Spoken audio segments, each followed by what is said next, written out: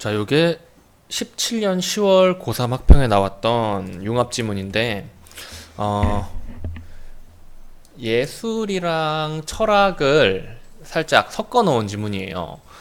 얘 같은 경우에는 일단 길지, 내용은 별로 어려운 게 없거든? 근데 길어서 흐름 파악하는 게 살짝 어려울 수가 있는데, 근데 이 지문 같은 경우에는 처음부터 끝까지 전부 다 줄글이잖아. 그래서 이런 방식으로 좀 뭐라고 해야 되지? 도움을 받을 수 있어요. 일단 1문단 읽어보면 무슨 이야기를 하느냐? 자, 로댕에 생각하는 사람은 조각이 시각적인 예술이라는 통념을 거스른다. 그리고 뭐 어쩌고 저쩌고 어쩌고 저쩌고 하면서 표면의 거친 질감 자체를 보면서 경험하게 된다. 그러니까 시각적인 게 아니라 직접 느끼는 듯한 감상을 받는다라는 거죠. 그쵸? 그러니까 로댕 로댕의 생각하는 사람은 굳이 근데 이거를 정리해서 넣을 필요는 없고 그냥 이게 있었다 정도로 생각을 해도 되는데 일단 적긴 적어 볼게요. 생각하는 사람은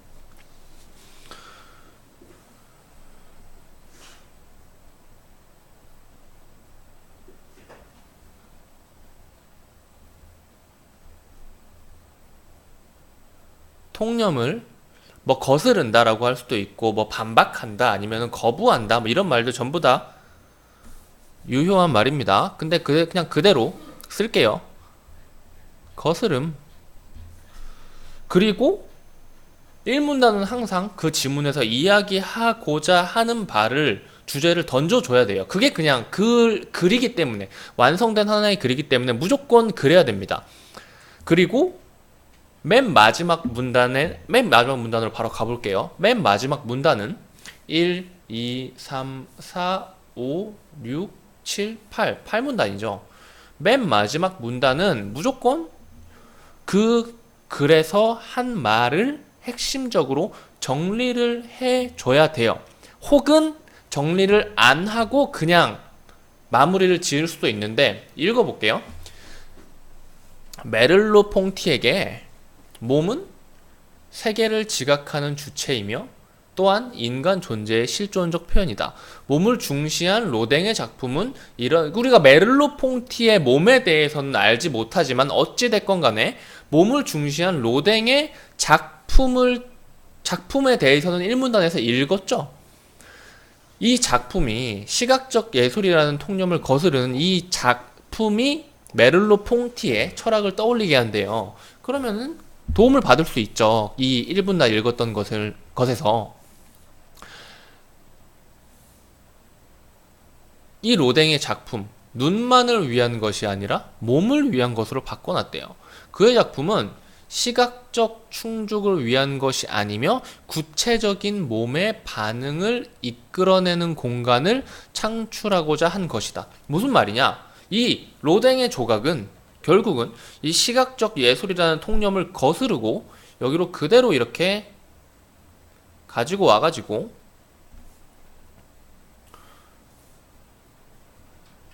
몸의 반응을 이끌어냄이 되는 거예요.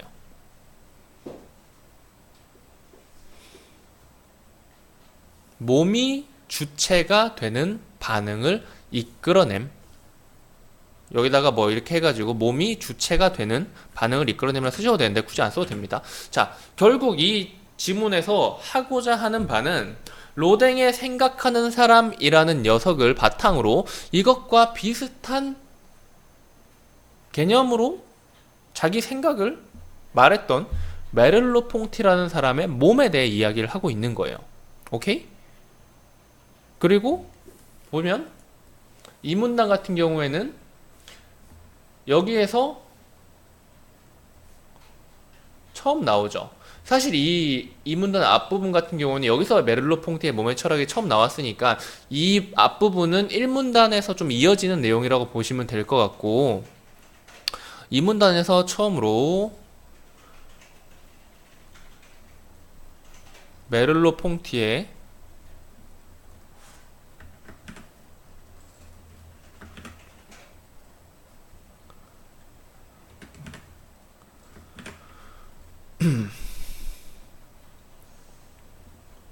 몸의 철학이라는 녀석이 나오는데 3, 4, 5, 6, 7까지 미리 써놓읍시다.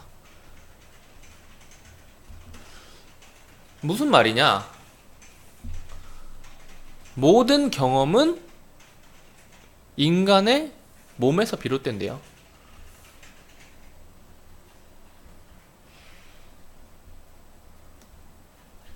그리고 나서 이야기가 쭉 진행이 되는데, 자, 미리 말해 줄 게 있는데, 여기에서 멜로퐁티가 반박하고 있는 철학자들이 있는데, 그 사람들은 뭐 지문을 읽으면서 봐도 되긴 하는데, 몸이 아니라 머리에, 사고로,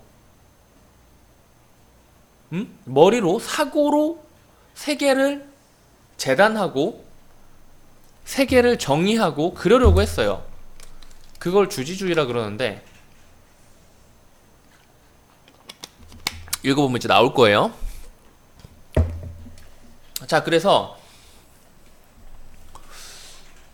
내가 왜 이 이야기를 했냐면은, 생각하는 사람이 시각적 예술이라는 통념을 거스르고, 그리고 그걸 구경하는 사람들에게 그 거친 질감까지 느끼게 해준다. 몸의 반응을 이끌어내는 것이다 라는 이야기를 일단 전달을 해줬잖아요. 메를로퐁티 같은 경우도 주지주의처럼 머리로 세상을 재단하는 것이 아니라 세상을 받아들이는 몸의 반응에서 비롯된 사유가 중요하다라는 이야기를 하고 있는 거예요. 결국은 비슷한 느낌을 가지고 있는 거죠. 이 생각하는 사람과 메를로퐁티의 몸의 철학은. 읽어볼게요. 그래서 결국은 세계의 의미는 몸에 의해서만 길어낼 수 있는 것이라고 본다. 물을 깃다 그런 거겠죠? 오타인가? 오타 아닌 것 같은데? 자, 아무튼 이 다음 문단 가보면 메를로퐁티는 몸의 경험을 현상과 관련을 짓는데, 현상이라는 단어가 이거에 대해서 일단 알아야겠죠? 현상은 뭐냐? 객관과 주관이 합작되어 있는 건데, 여기에서 이제 예시는 읽으면서 이해를 해도 되고, 어떤 현상은 실제하는 대상이라고 부르는 객관, 이 접시가 떨어져 가지고 쨍그랑 소리가 난 이 객관과 그 소리를 들은 수용자의 주관이 결합해야만 비로소 접시가 떨어져서 쨍그랑 소리가 났다는 현상이 성립할 수 있다라는 말이네요. 자, 메를로퐁티에 따르면 또 세상에서 우리가 경험하는 거죠. 계속 메를로퐁티가 하고 싶은 말을 지금 전달을 해주고 있는 겁니다. 세상에서 우리가 경험하는 것은 모두 현상인데, 이 현상에는 의미가 함축이 돼 있대요. 이 현상의 발생은 의미의 탄생인데, 이를 설명하기 위해서 지향성 개념을 활용했대. 의미.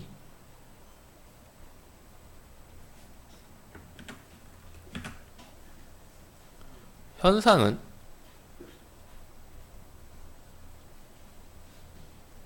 의미의 발생인데, 사실 산문단과 하는 이야기는 비슷해요. 현상이란 객관적인 사실과 그것을 받아들이는 우리의 주관이 합쳐져야만 존재하는 것이기 때문에, 합쳐져야 나오는 것이기 때문에, 사실 생각을 해보면 객관적인 어떠한 사실을 우리의 주관성으로 생각을 해줘야 의미가 발생을 하는 거죠. 무슨 말인지 알겠어요? 내가 암만 이렇게 떠들어 봤자 네가 내가 하는 말을 들으면서 아 그런 건가? 그런 거구나 이런 생각을 해야만 의미가 발생을 하는 거지. 수용자인 너의 주관이 내 강의를 들으면서 반응을 하지 않으면은 현상이라고 할 수가 없다. 그냥 내가 말하고 있는 이 강의는 그냥 객관일 뿐이다 라고 생각을 하시면 되겠어요. 자, 그래서 지향성 개념을 보자면 우리의 의식은 항상 뭐 무엇에게 향해 있다. 메를로 퐁티는 이러한 지향성 개념을 수용해서 지향성이 우리가 경험하는 모든 현상과 의미의 토대라고 본다. 좀 어렵죠. 하지만 너무 막 깊게 생각하지 말고 읽어보면 사람들이 동일한 대상, 사건에 대해서 서로 다른 경험을 하고 서로 다른 의미를 읽어내고 서로 다른 생각을 한다면은 너와 나의 의식이 어딘가로 향해 있는 그 방향이 다르기 때문이라고. 그리고 그 방향, 그 지향성, 그 방향이 다르기 때문에 서로 생각이 다르고 경험이 다른 것이다 라고 이야기를 하네요. 메를로 퐁티는 세계에 대한 인간의 반응을 지각이라고 부르는데 지각은 단순한 활동이 아니라 몸의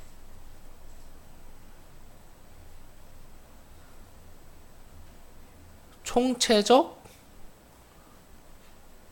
활동으로 세계에 참여하는 거래요. 여기서 또 예시를 주죠. 예시를 보면서 이해를 하면 됩니다.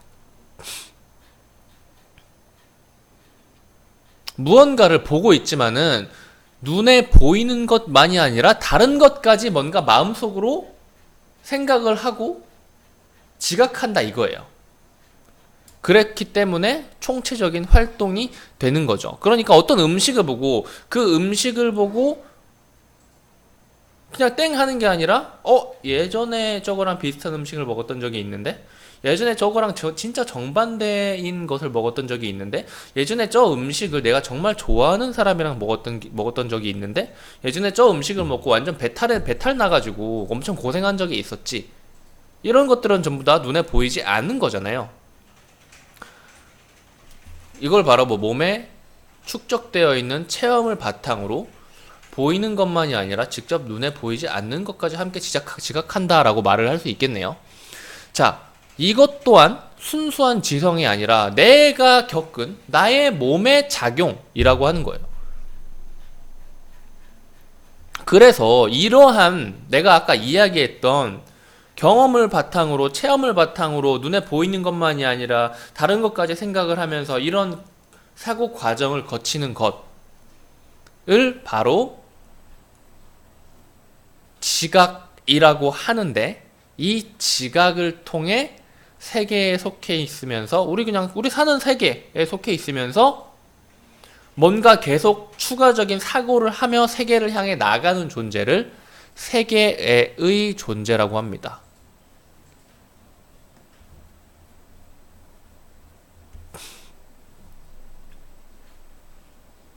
우리가 예술 작품을 경험하는 것 역시 방금 전에 제가 음식을 보면서 생각했던 것을 예로 들어준 것과 같이 예술 작품을 보면서 하는 지각 활동도 세계의 존재로서 활동을 하는 거죠. 그리고 이 지각이 이루어지는 장은 순수한 객관적 세계도 순수한 주관적 세계도 아닌데 이 곳은 바로 현상적 장이라고 하는 것인데 이 녀석은 아까 산문단 설명하면서 현상은 객관, 어떤 실제하는 것, 그리고 그것을 받아들이는 우리의 생각인데 그러니까 이 주관이 어떠한 대상과 그것을 지각하는 주체가 더해져야만 완성되는 거라고 해요. 이 대상을 우리가 지각하며 세계의 존재로서 활동하는 것, 했던 이야기를 지금 계속 반복하고 있는 거죠. 어려운 이야기이기 때문에 계속 반복해가지고 이야기를 해주고 있는 거고. 그리고 중요한 것은 여기에서 이런 말을 해요. 지각 활동은 사유보다 앞서는 몸의 활동이고 그 활동의 순간 지각하는 주체는 세계에 참여해 세계의 의미를 파악한다. 세계의 존재죠. 이런 관점에서 이 지각 활동, 몸의 활동인 이 지각 활동이 정말 중요한 것이지, 이 세계, 그러면서 이 세계 속에서 상호작용하면서 세계의 존재로 활동하는 것이 중요한 것인데, 이 사람은 그렇기 때문에 비판을 한 거예요. 주체가 자기만의 사유를 통해서 세계를 이념적으로 구성하는 것. 그러니까 그 주지주의 같은 경우에는 메를로 퐁티가 현상적 장을 대상과 주체가 더해진 것으로 봤는데, 이 주지주의 같은 경우에는 이 주체가 사유를 통해서 이 대상을 자기 마음대로 정의해버린, 제가 맨 처음에 이야기했던 정의하고 이념적으로 구성하는 것으로 생각을 했던 이런 초록색의 이 과정을 비판한 거예요. 대상과 주체가 서로 더해져서 현상적 장을 이루는 것인데 왜 너희는 주체적인 사고로 대상을 정의하고 규정할 수 있다고 생각하는 것이냐라고 해서 비판을 한 거죠. 다 지워버렸다. 필기한 거 남아있죠? 그리고 이제 7문단 해야 되는데, 그래서 메를로 퐁티는 요것도 똑같아요. 몸을 근원적으로 내세웠던 메를로 퐁티는 몸보다 정신활동을 궁극적인 것으로 내세웠던 그 정신적인 것을 통해서 대상, 세계의 의미를, 세계의 정의를, 세계를 규정하는 그런 주지주의 철학의 입장을 비판한 겁니다. 서양의 철학적 전통, 이게 바로 요 녀석이에요.